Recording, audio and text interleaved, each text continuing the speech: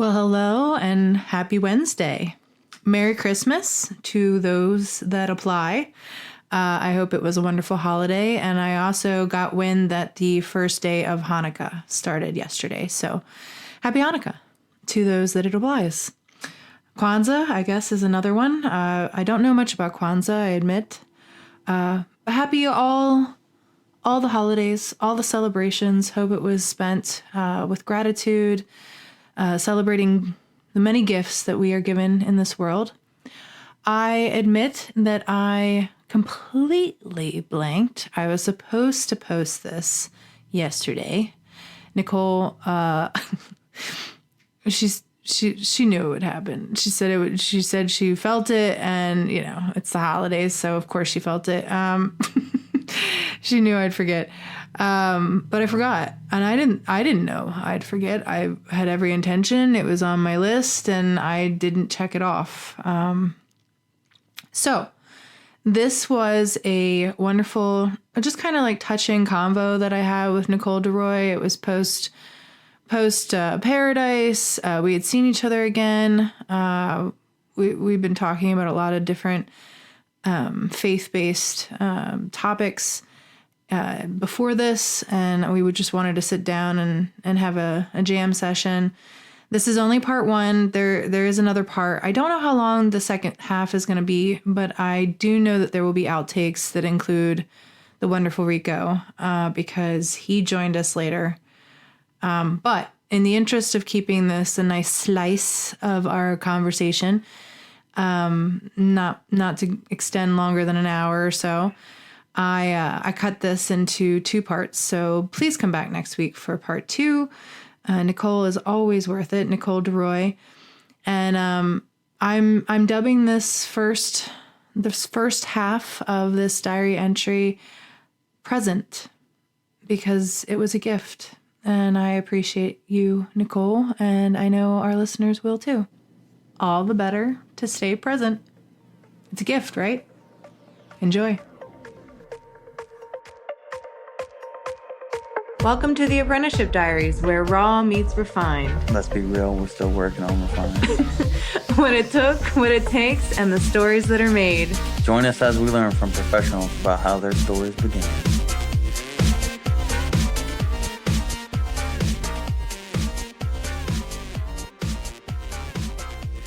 I will never give you permission, Amy. I don't want to miss a thing. I want to get it all. I've been stupid. I'm sorry. I figured I would do the proper thing this time and use like a headset. It does help. It's surprising how it helps. Yeah. I mean, this is like the oldest fucking like iPhone earbuds I've ever had in my life. I just pulled them out of a random drawer. I don't even know how I still had them. They sound great. They sound great. Yeah. It's all working. Yay. I hope all my cords obey and do. I'm not sure if it's the cord or the Yeti the microphone I have, but sometimes it'll just decide to like, oh, we don't want to anymore. Yeah. Probably the cord. I don't know. It's stupid. So we were talking. Well, I know that you have asked me a few times about this, and we were gonna like have like a kind of a spiritual meet and jam about tattooing in general. And first of all, nobody knows who's talking right now. They know me. But everyone, this is Nicole DeRoy. Hello. Thanks for coming back. Yeah. Happy to be here, my friend. I know. We're post Paradise. That wonderful show that does so much for the soul. It really is just life-changing. It's totally life-changing. Yeah. Well, I guess that's a good place to start because I get tired of hearing my damn self. I know what my shit is. But I missed out on a lot of stuff this year in Paradise. How was it for you? Because you did a lot of stuff this year. Yeah, I did I didn't do as much this year as I did last year. Mm-hmm. I learned my lesson. Because last year I felt like I was running around like a chicken with my head cut off, literally like barely having time to scarf down a sandwich walking from one seminar to the other. And I was like, nope, never again. Mm-hmm. But even then, like I took quite a few seminars this year as well. And I don't know, the vibe was just so much different this year. Did you feel that? Yeah, but I played it way Yeah. different than I ever do. No, that's true. You did. I mean, Yeah. it wasn't a bad thing. It was just Yeah. like, it seemed a lot more chill, a lot more relaxed, and a lot more familial Hmm. in a Yeah. sense. Yeah. So Well, I I thought that mean, was really cool. you were walking in last year not knowing anybody though. This is true. Yeah. So that might be why. So it's like, oh, now I actually know some people. Yeah, yeah. And you're not staying, you didn't raw dog it before you came prepared, but I'm just saying, like you walked into like living with people Better being wrap that like, shit. this is gonna be fine. I've only met this one person off the internet, and I'm just, I'm gonna go with Imagine how much of a nightmare that would have been if we did not vibe in person. I know.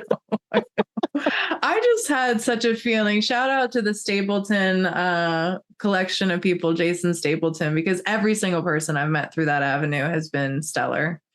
Hell yeah. So I don't know. I just felt very confident in that kind of screening thing. Everybody was drawn there, I think, very integrally post COVID, crazy, motivated by the same need. Absolutely. Yeah. Abso-freaking-lutely. It was a good screening tool. Yeah. That was Yeah. cool. Yeah. So, I mean, I guess more along this year's Paradise experience. Yeah. I mean, it was really great. I felt like the seminars that I did jump into kind of like piggybacked ones that I had taken last year a little bit. Mhm. So it was like I was able to like strategically be like, okay, what have I already received from this space? Where can I build off of that from here to literally maximize the time here? So I like that I gave myself some more space too. It gave me a little bit more integration time, a little bit more reflection time. Um, yeah, it was, I'm just already looking forward to next year, whatever that looks like. Heck yeah. Rico's like, we got our condo crew, man. He's like, that's it. That's it. We got our people. And I was like, no, all it was a right, good condo crew. I just it wish that I was. got a little bit more sleep. Dude, you were smart enough to go to bed. Yeah, at like 2 or 3 in the morning some nights. Yeah, mine was like 4, and I was like, I still could be can't up. do this. Could still I be was up. like, I was just so glad that I got myself my own room. Right? Yeah. Because I was just No. Irish goodbying like every single night. I'm like, oh, we're the party condo. Time to go to bed. Well, and see, that was helpful for me to get anything out of it. Was not, anything out of it. I had a great booth because I was not stuck. I was placed between wonderful people to just be surrounded by. But the booth situation was not as consistent, and the pace of it was not what a normal tattoo convention is, which is good because I don't like it at a normal tattoo convention. I don't know what. I guess it's just because it's Paradise. I thought maybe like tattooing there would be its own. No, a tattoo convention is a tattoo convention. Like you're tattooing at the convention. There's so much you're missing out on because you're tattooing. So I don't think I'll ever do that again at Paradise just because I just had major FOMO the whole time. I mean, it doesn't sound like there's even going to be the option. It sounds like they're planning on just getting rid of it. I mean, which honestly is probably for the best because it doesn't really have a draw. Yeah. So, yeah. Unless you can line up people if you have somewhat local to New England who are willing to get in there, but yeah. Which is what Nick Baxter said. He said, I worked around here. Like, so I had people. See, that's my audio device. It just decided to stop working. I heard that cut out for a second, but it came right back. See if it'll. I think it's the wire. Womp womp. It's back. For long. Can you hear me? Yeah. Cool. You could hear me before, right? Yeah. it's just the difference between this really cool like mic I have, which is really good, and then the ones on my computer, which aren't awful, but aren't that great. Yeah. Well, good. You can still hear me. That means we're still rolling. Sorry about that. All good. Hopefully, please. But yeah, I hate troubleshooting this shit because just can you let me know which one? Because if I buy new cords and it's not the cords, then I'm back here again, and then I just have all these cords. It's like when batteries go bad, the batteries ran out. Right. You don't say, oh, maybe it's my microphone. I don't know. Whatever. It is what it is. It is what it is. Yeah, this year was different. Definitely the PSA for me is, and to everyone, is more sleep. Definitely more sleep. Yeah. I got home. I was severely run down. Yeah, same. It took me about a week to recover, and I still need to do so much. I want to make videos of everything and reflect on it, but I was trash afterwards. Yeah, me too. And I don't even drink. Well, I know, and that was the other thing was like, no more. If I am to drink, sleep. If I am not to sleep, don't drink. Yeah, I can't do both. Plus, the walking around of paradise and all of the inundation. No, it's too much. No, it's just it really is just an entire assault on our entire system. Mm-hmm. Like we're not freaking 18. Mm-hmm. Yeah, not. No. Maybe back then. I did enjoy the food, and as much as we did have deer meat, the rest, like it was good, but there was a lot of inflammatory stuff just in there that couldn't be helped. You're traveling; it's the best that you can do, but sure, that didn't help me either. Sure, and definitely not enough water. I did not drink enough water at all, and for higher elevations, that was stupid. Like it was full on stupid. Everything I did was stupid. Stupid. And man, did it kick my ass. A rookie. Oh my God. I couldn't handle it even when I was younger, but I certainly can't handle it now. Like my body felt like hammered shit. It was bad. Yeah. I just like always have my emotional support water bottle with me. Yeah, I have it. Drinking it's the other thing. Like I carry it around and be like, oh, it'll just induce itself into my mouth somehow. Like no, you just got to do it. You got to get in the habit. Mm-hmm. I mean, I feel like I'm forced to be in the habit, especially being in high elevation and in the desert. Yeah. If I don't, it's a nightmare. Yeah. Which even then I could probably still afford to hydrate more. Yeah. I do it well normally, especially if I'm working out a lot. I hydrate a lot, but that was not a good Amy showing. It was a really great show, but it was not my best. Not my I thought best. You were a delight. I try to be. I always try to be because it's not about how I feel.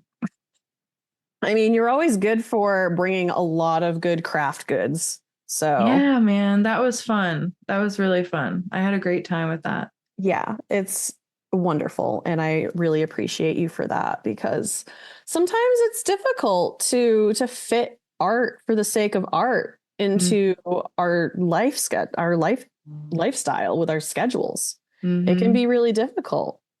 No. I'm slowly learning how to reprioritize it.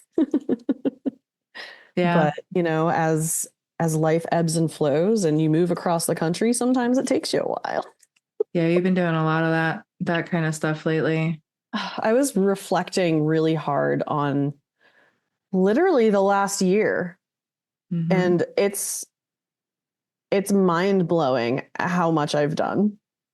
Yeah. Like, because September last year, I flew out to San Diego for a guest spot with Reese. And then not even 2 months later, I went on my giant road trip. after going to paradise in between that. That was a juggernaut of an event in itself. Like it was just, that was awesome. I'm sure it was. I tried to do one And by nobody myself, could tell me what to do. nobody would let me do it.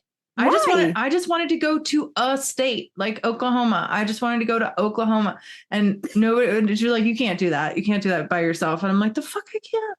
Nicole did it. Yeah, I just did it. Why can't I? What I wanted to be, I was like, and I have told people this since, I used to travel without y'all all the time. I used to travel by myself all the time. I just didn't tell anybody. Right. Like, should I do it that way? Like, don't make me regret telling you about my plans. I'm trying to be safer now. Right.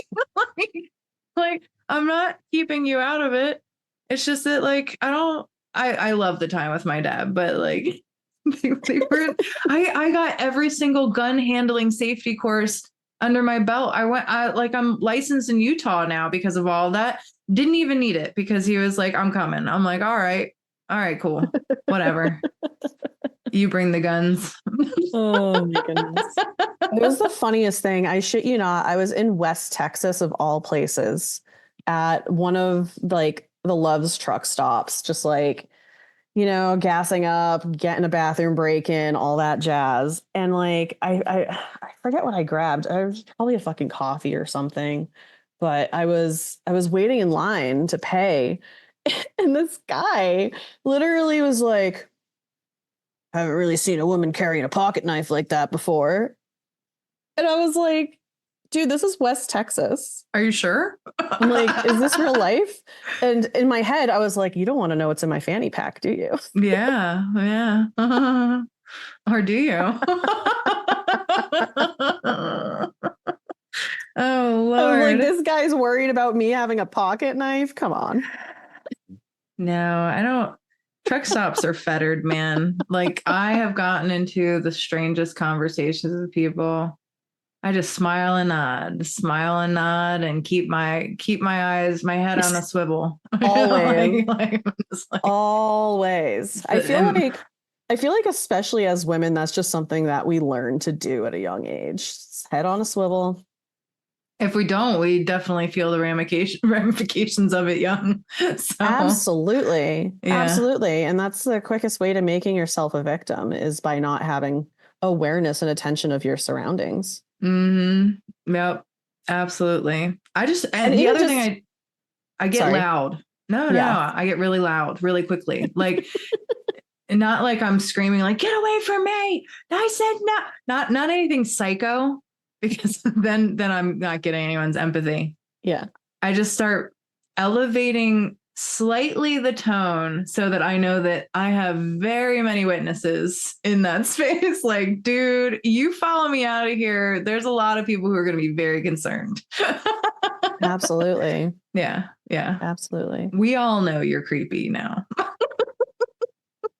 Yeah. And just like owning that like command presence is so important. Yeah. I mean, whatever. If you want to be creepy, be creepy. I can be creepy too, though. I love freaking them out. Like, lately I ran into this guy at Tractor Supply, and I don't know how we got here. I think it was just that we were waiting in line too much for his like idea of what was comfortable. And somehow he got to the top, I guess because I'm tattooed up my throat. He figured, well, this is the only exchange rate I have is my nephew who got a dick piercing. But we got to his nephew's dick piercing. My nephew has a piercing in his dick. I don't even know. Why would anybody do that? Cool, man. And I was like, oh, well, I actually know somebody who has 22 in their penis. And he was like, what? And I was like, yup. He's like, why? And I was like, oh, we didn't ask that question. You don't ask that question. No. I would have to imagine he did it for him.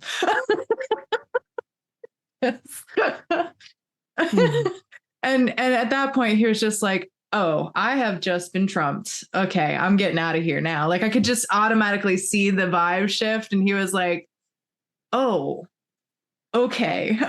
Didn't know we'd get there. And I was like, yeah, bro. You have no fucking idea. Wild. Like I struggle every day to think to even know if I'm a good person. Like yeah. Just imagine being that piercer. Well, I know. I think there was many. I think he got around. He wanted 10 or no, 20 more. And the piercer that I talked to who witnessed all of this too, she was like he does technically have room. He's got it on the top and bottom 10. Good Lord. And he technically has rooms on both sides. I'm like, wow, Rigged man. for Like her pleasure, I guess. I suppose I don't know whose pleasure. I wouldn't want to lose whatever might get lost in me with that. Nope. No. Nope. No. No. I hope it's for his pleasure. I hope it's all for him. I hope it's all for him. I don't know. I don't care. I don't get it. I don't know the why. I don't know the reason. I just know it's a thing. I don't want to know it's a thing, but I know it's a thing. And if you want to talk about it at Tractor Supply in line because you're just waiting too long, then sure, we can talk about it. Folks are wild. I will talk about whatever you want as long as we're just talking. Well, this took a turn, didn't it? I'm telling you. Spiritual shit it goes vast, it goes long, Well, and I know what I was going to say is the initial thing that we decided to do this with was because I had said on a post of yours that I was actually looking to get out of tattooing. Like that was kind of where my heart was leaning towards. And part of the reason why I bring all this stuff to Paradise is because I am reconnecting a lot with art just for art's sake. And what does that mean to me and what is next in that? And, art was always the aim. That was always the aim. However, the reason why I love tattooing is because I do love people and I do love the sacred space that is created in tattooing. And Absolutely. I love sharing that with people.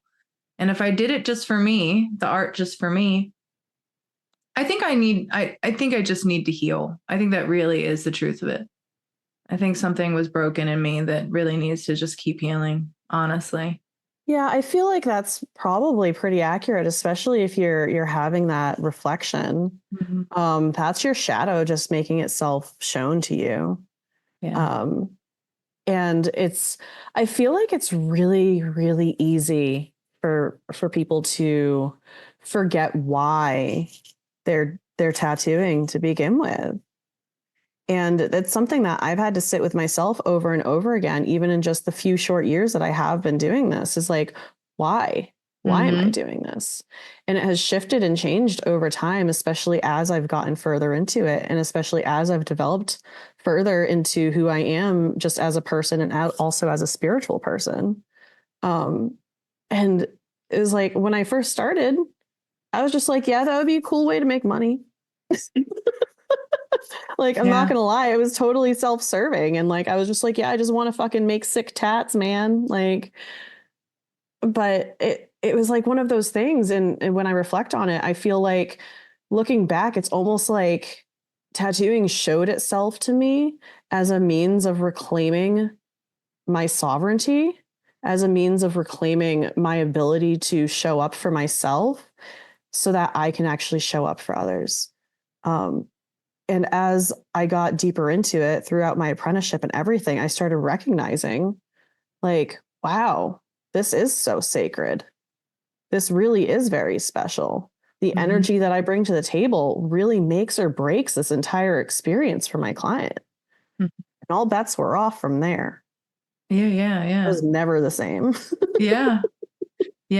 Well, it catches up with you very quickly. Yeah. If you're not like that, like it gets dark real fast. And it's not that I ever had like ill intentions going into it. It was just naivety, Oh yeah, totally. Well, it couldn't be anything but you were new to it. Mm-hmm. For me, like I was reflecting today about why art, why art. Art has always been a catharsis for me. And I feel like it's something that is something that within tattooing you can very much give and share with someone else. Mm-hmm. And you can teach them how to not only participate in art, which is a really cool way, all the things that you just said, reclaim sovereignty, make a statement, all reflection, little healing pain, all those good things.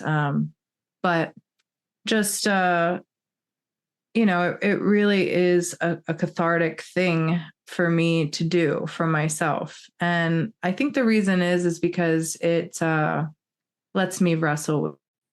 It did it again. Right when I said that. Oh, God. You might want to repeat that one, Amy. All right. It lets me wrestle with God. Because the concepts within art allows you to take out your mental machinations on an inanimate object or something that you have permission to destroy if you need to. Like I was talking about it today with my friend Kathy. I think a really good anxiety exercise for people would be to do art and lead them through art projects and to let them know, like, hey, no attachment. There is no attachment here. If we're starting from a canvas, when it's done, it's still going to be a canvas. You're not going to alter what it is. It's still going to be that. It's going to be that plus something else on it. Your attachment is what you're going to fail, not the thing itself. And if you want to even destroy the thing itself, it's just a canvas. So we could take it outside and we can burn it in a pile and we can talk over cocoa, like that could have its own thing too. But it's a way that people are able to really take out their energy and their quandaries of life on something that is not going to suffer the consequences of that. And if anything, you do it long enough and get good enough at it, it will afford you great things and people will want to buy it.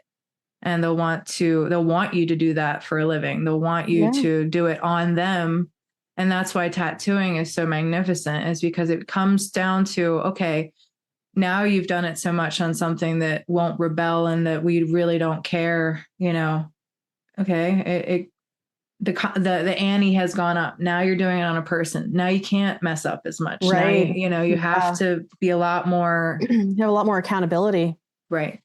Right. So that's what was kind of broken for me. It was like my connection with people. I always trusted people more than I should anyway. I feel like that's a lot of us, honestly. Yeah. It's just that human experience. We come here with, bright-eyed and bushy-tailed and expecting the best of everything. And we're very quickly shown that life's not always like that. That not everybody always has their shit under control. Not everybody always has good interests for others. And using discernment in that is super important. Or just boundaries. I mean, I'm it's really hard not to take, I think what I don't know. It's not personal. Like you said, like none of it's personal, even though it was really personal. Like it was really an assault against me from people who knew me for a very long time. And currently, like I, not too long ago, had somebody say that she wished that she could peel off her skin every place that I touched because I voted the way I did.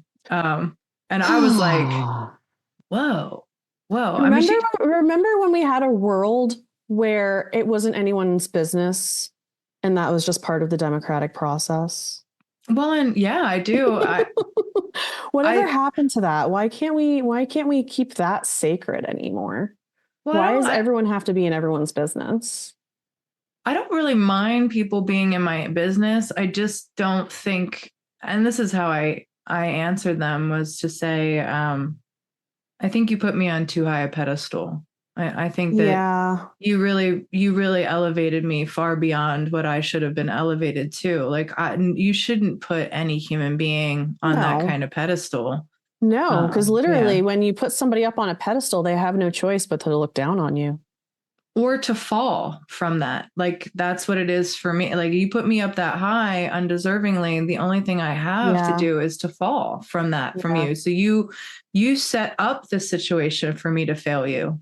Mhm. And you have to ask yourself why you would do that. Like, I'm all I did was remind them of just a few things, like that I'm not going to apologize for loving them and doing the best job that I could possibly do within the work that we did, and that I'm not going to apologize for using my right to vote in a way that I feel integral.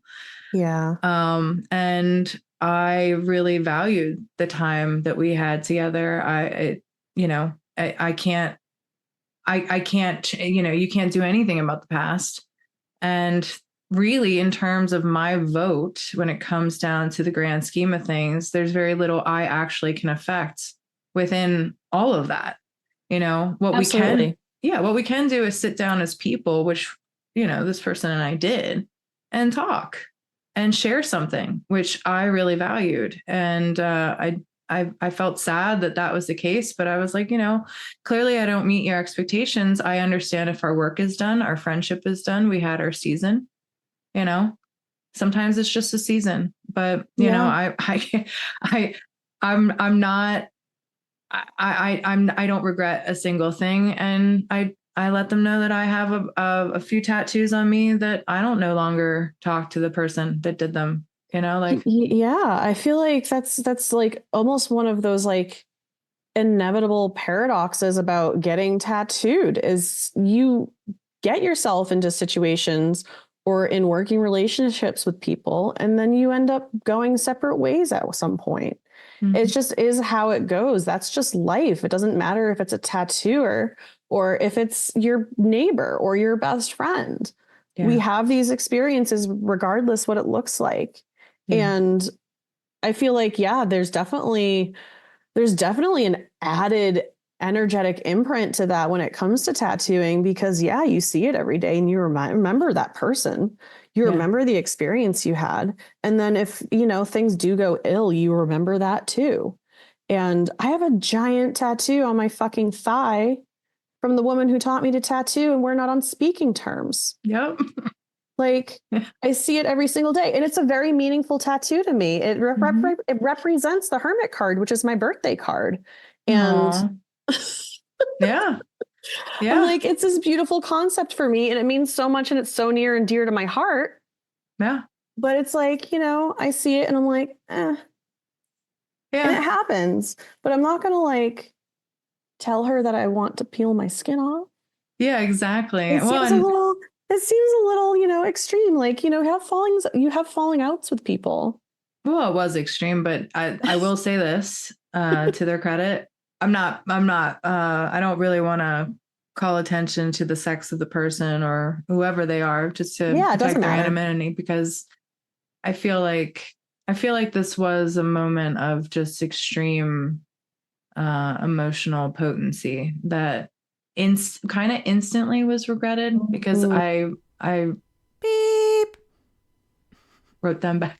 Say, I'm gonna have to edit that. That's okay. Wrote them back and so hard, the pronoun thing.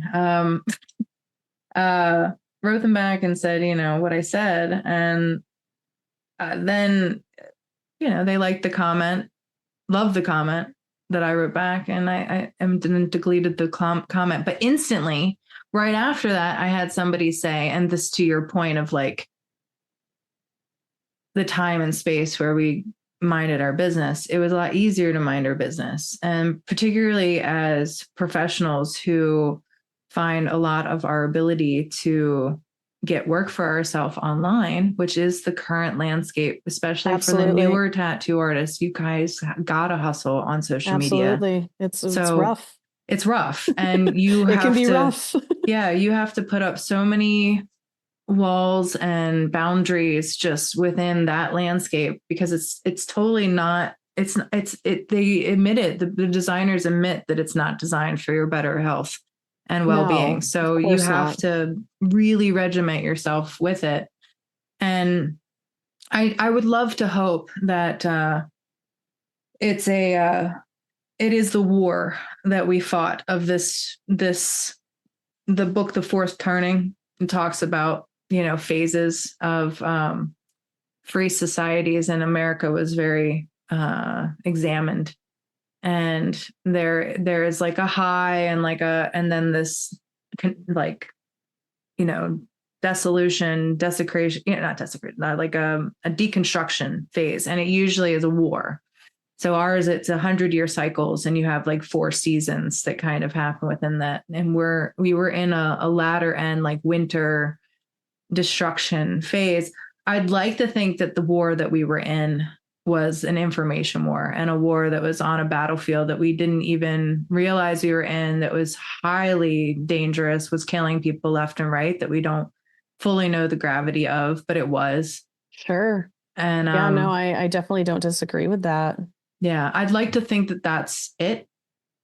And that I feel like this, it's definitely more that like information, but I feel like it's a lot of spiritual warfare. yes, no, totally. It's like the Wetico. Yes, yeah.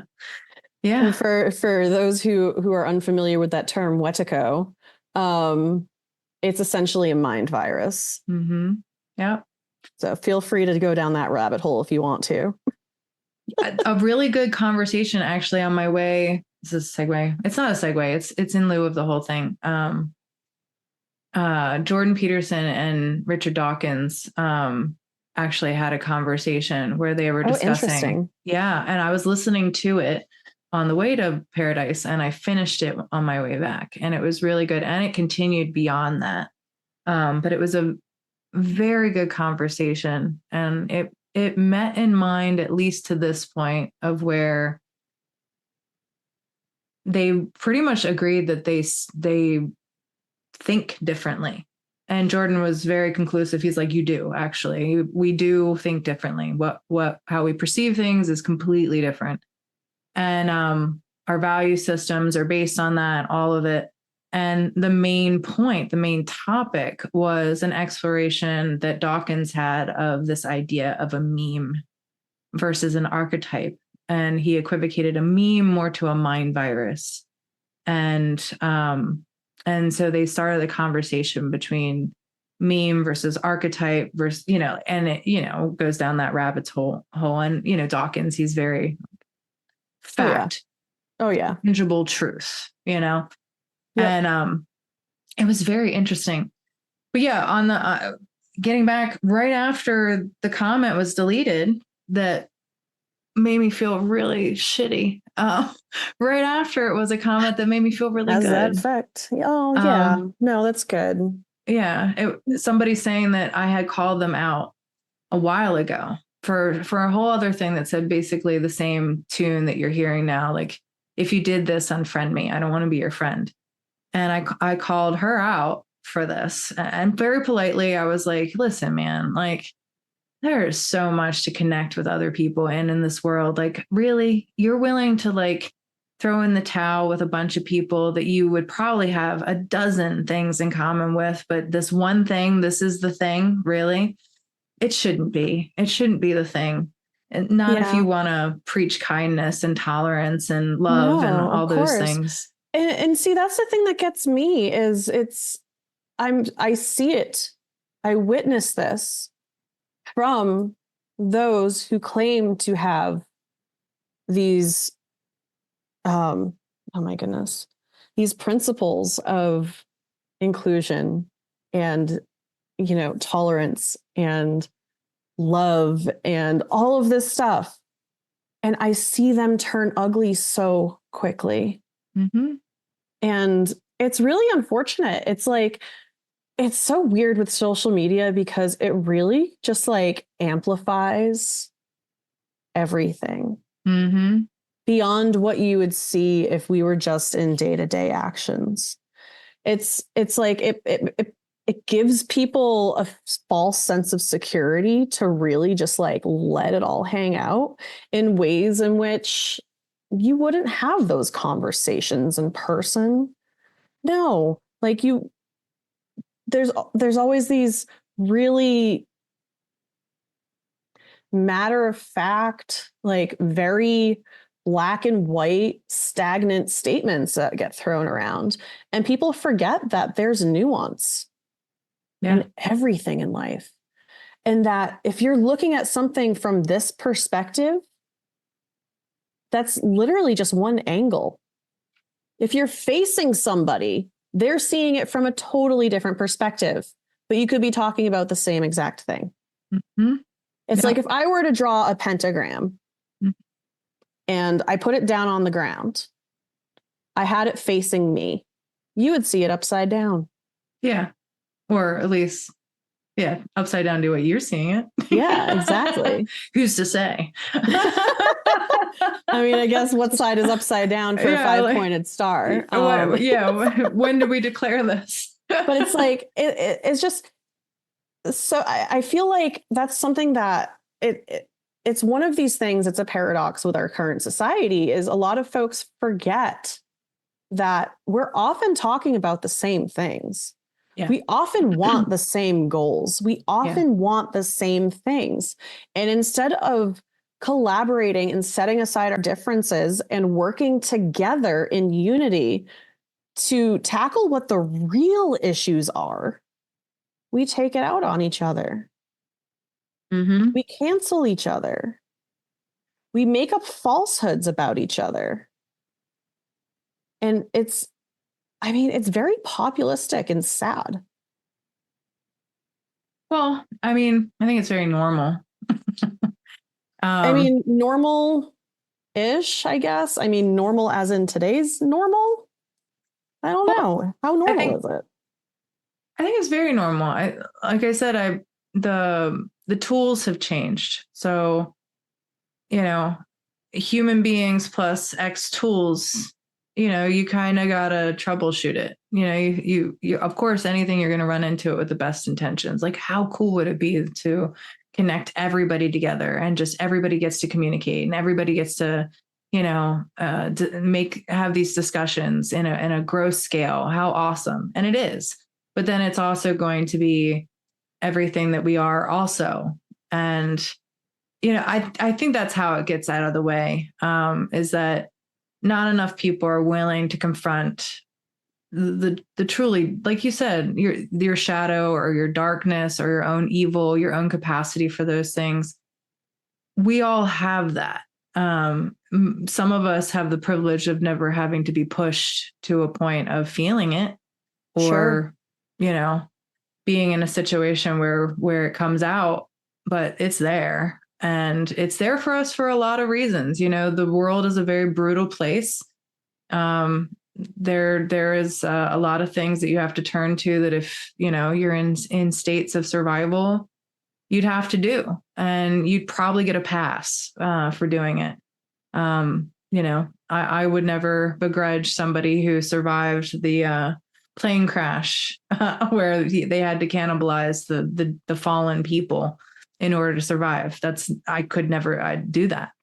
And then it's almost like part of that would be they would start blaming them for being the bad guy, and it's like, no, you're in a life or death situation sometimes. Yeah. Or, I mean, maybe not even physically life or death, but it's when issues come up that literally question your entire value system and you act on your values, but it's not in agreement with someone else, it doesn't mean that you can chastise that person. Mm-hmm. It doesn't make you better than anybody else. No. And I think that's really what was explored for a while. There was a shift in power structures that happened via the internet. there was a shift in a lot of things, how we communicate. We had to adjust to Very this quickly at that. Yeah, massive rift Like in what we were used to. rapid speed. And then, Yeah. oh God, like AI right now. Mm-hmm. Yeah. I feel like it just launched not even like about a year ago. And I'm Mm-hmm. like, wait, now how fast? This is like even more rapid development than the internet was. Mm-hmm. Like exponentially. Yeah. And I'm like, shit, how am I going to keep up? Well, I mean, I think you make a decision. It's either you keep up or you utilize it for something. I don't know if you can keep up because no, I don't think any of us can keep up. AI is artificial. Like it's something that's an accelerant tool. So you either make it work for you or you don't. You just don't even try. You go the opposite way and you're like, oh, no, I'm going to be like a great old master and I'm going to mix my own pigments and shit. Like, and which both have intrinsic value in those kind of atmospheres, like they both would hold a certain space. You just gotta, you gotta know what you're willing to support and why. And that it just goes down to the value systems, Absolutely.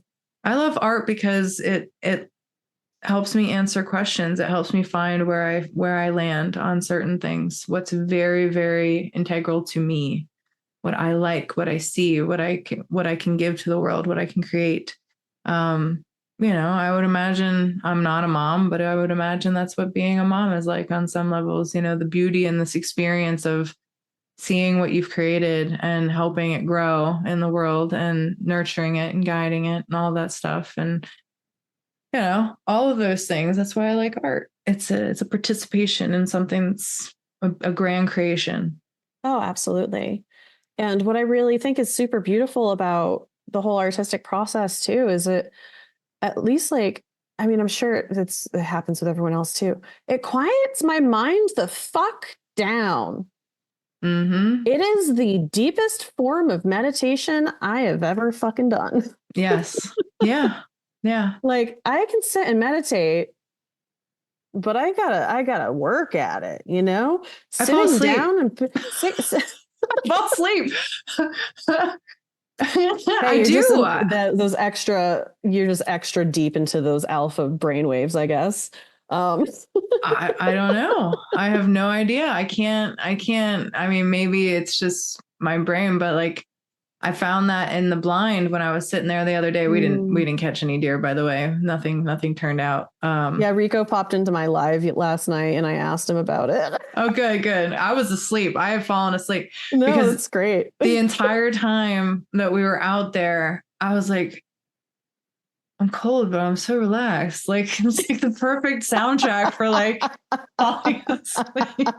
And I was doing this practice, like, because I had to stay silent and still. I was trying to see how many little micro movements I could make to stay awake and stay present with my body, but also B, stay warm. Like how much could I move to create friction without creating sound and movement, like gross movement. And that was interesting, but it was putting me asleep. Fascinating. I was very like, I was like, I'm going to fall out here. Rico then shared that he has taken many a nap in his blind. I said, how could you call that hunting? That's not hunting. That's honestly napping. that's just sleeping in the woods. That's just sleeping in the woods. Plus, Lord. It would have been dashed really quickly because I jerk. Yeah, and I don't have the like muscle buffer of my traps to like. Right. He can just fall asleep like this because his muscles will just hold up his neck and his head. But mine won't do that. It gets violent. Yeah. Oh yeah. But no, I can't meditate.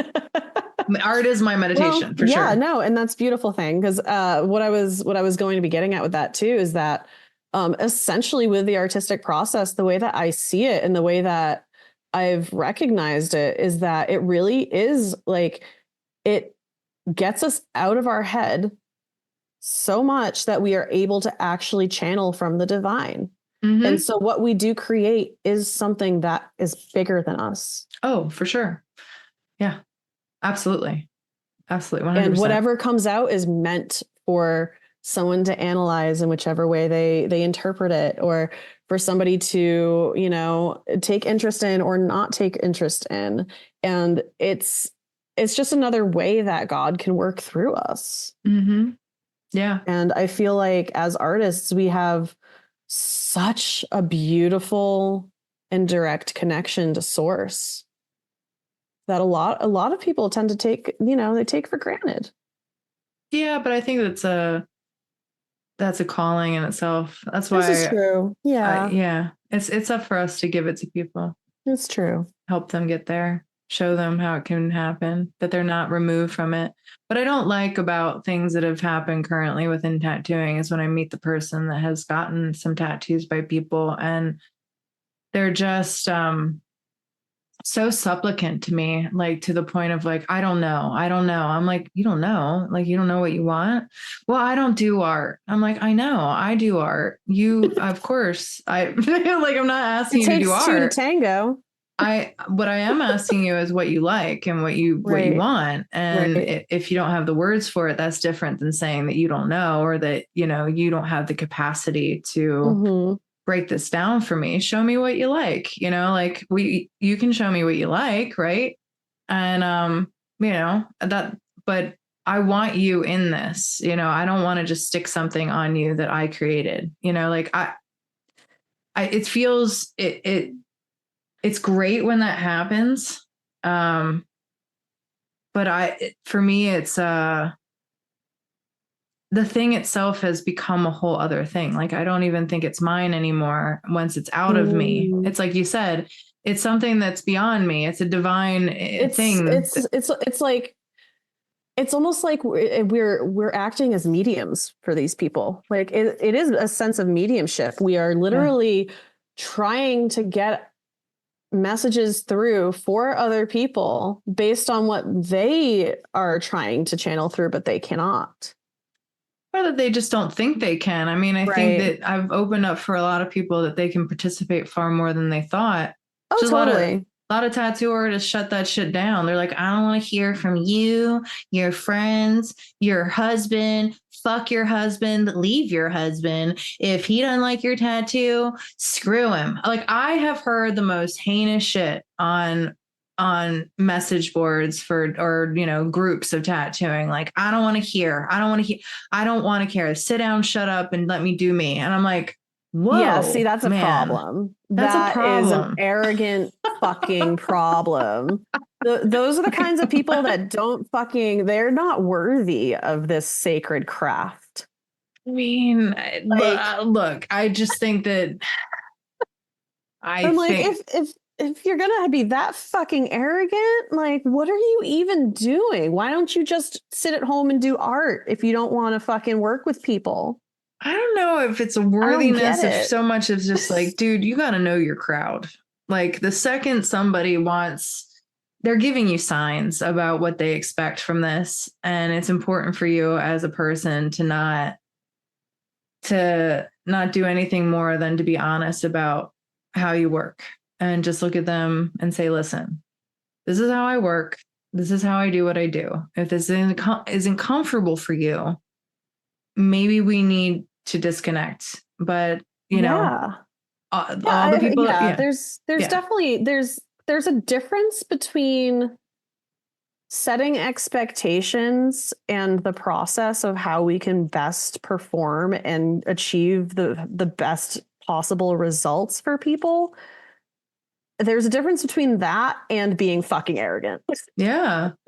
Well, and I think if you're not willing to, and this just came to my mind, you know, I know that the safe space, as we talked about earlier, that's created in these, you know, tattoo groups is one of those incellular things where you just get all of the unfettered, you know, thoughts that they probably don't enact actually to their clients, but they share amongst themselves.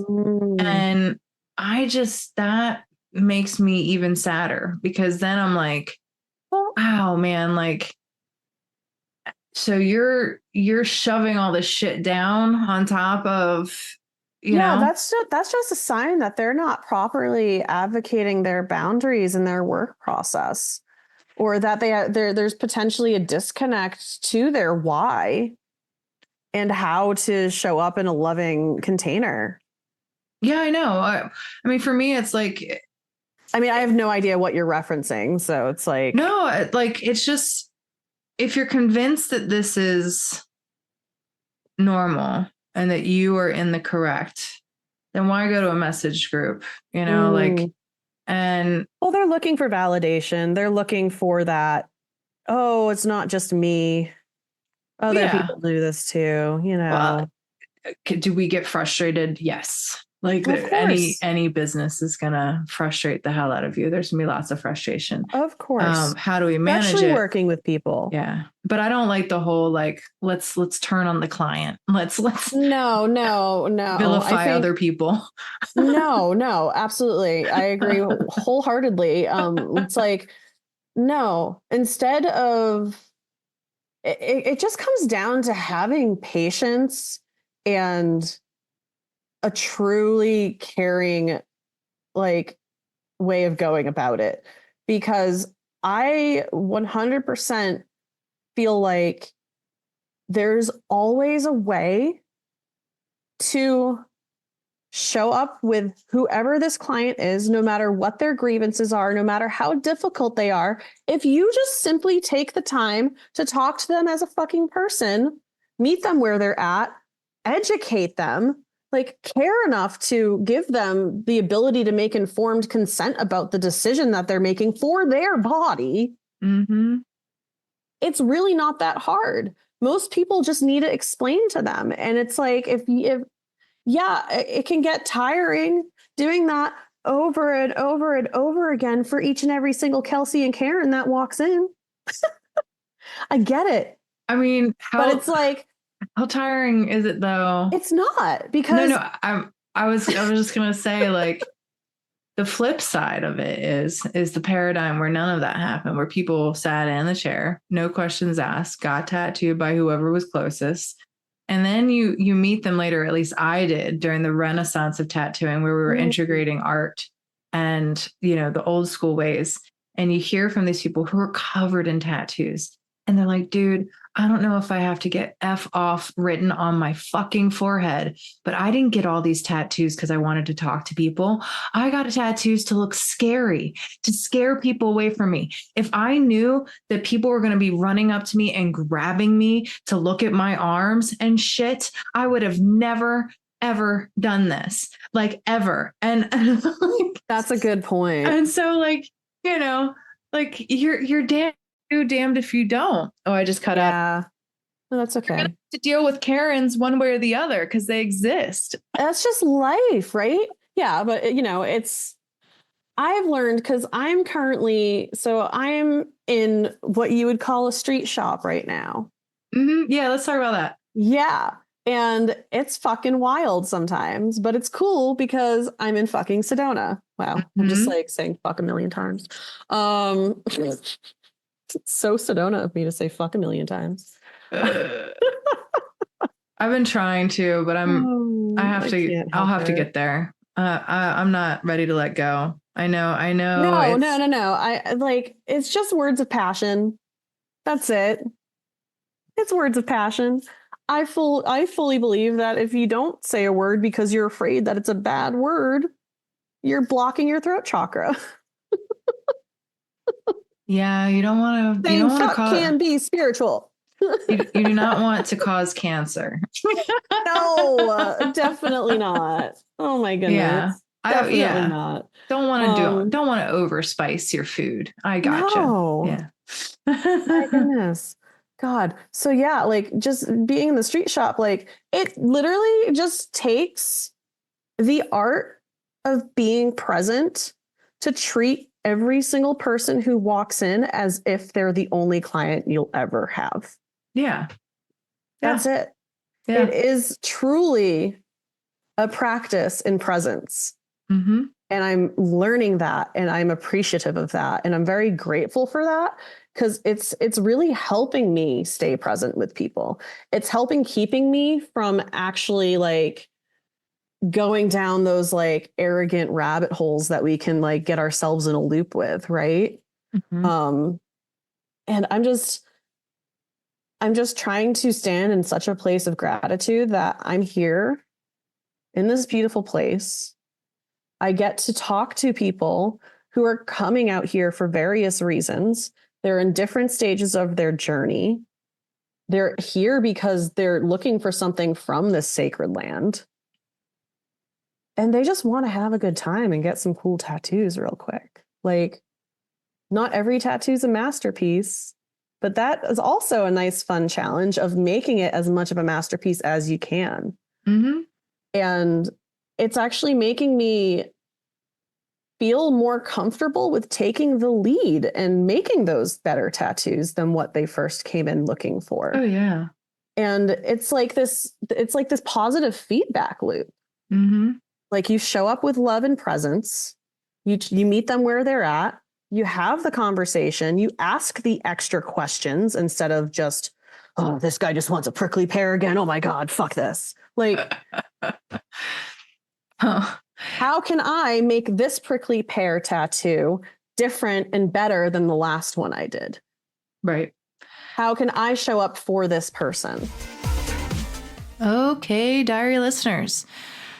Big thank you to you, Nicole. Thank you for the grace of yesterday, forgiving me for my late Christmas wish, all of it, forgetting, not shouting you out. I am glad that I took a couple things that you mentioned it and reiterated it, but that I took the initiative to do some preliminary shout outs to your coloring book that you have now on Amazon. It's really dope. Along with this, the post of the podcast, I will put again in the stories a link for Amazon so that if people want to buy your coloring book, they can go right to it. It is a working meditation coloring session where, you pick a mandala and, Nicole will walk you through certain meditation principles as you're digesting it and coloring it. It's a really neat premise, and I like the effort to keep people present as this diary entry would want. It is the happiest place to be. You can't do nothing about the past. The future is unknown, so the present is always the happiest, and it's a gift. So enjoy it. You can find Nicole DeRoy at Nicole DeRoy Tattoos on IG, and she is working at Tattoo Sedona. You can find both of those on IG. So Nicole, as you'd spell the name, Nicole, and then her last name DeRoy, DeRoy. Tattoos, Tattoos, and Tattoo Sedona, again, it's Tattoosedona, and you can follow both of them. I have heard that Sedona is an incredible place. My mom has gone there. She said there's definitely something in that area that is different, the energy, something. She said it was magical. So I'm sure Nicole is just being flooded with a whole bunch of awesomeness there. She loves her new street shop. It allows her to stay present. And yeah, diary listeners, have a kick-ass week. Make it a good one. Powerful. God bless you all for your time, your listening. My hope is that this was nice and entertaining after the holiday. We got more to come. New Year's coming, so strap in, and we'll have more with Nicole next week. So it's not even over. You can keep enjoying, and I can keep delaying the rebrand that I want so badly for this podcast that I still don't know yet, but it's there. It's something I want. I want a lot of things, but I'm sure I'm not alone, and that's why I love all of you. God bless, and great week. Thanks for listening. You can find the Apprenticeship Diaries on Twitter, Facebook, and Instagram. Our IG is the_apprenticeship_diary.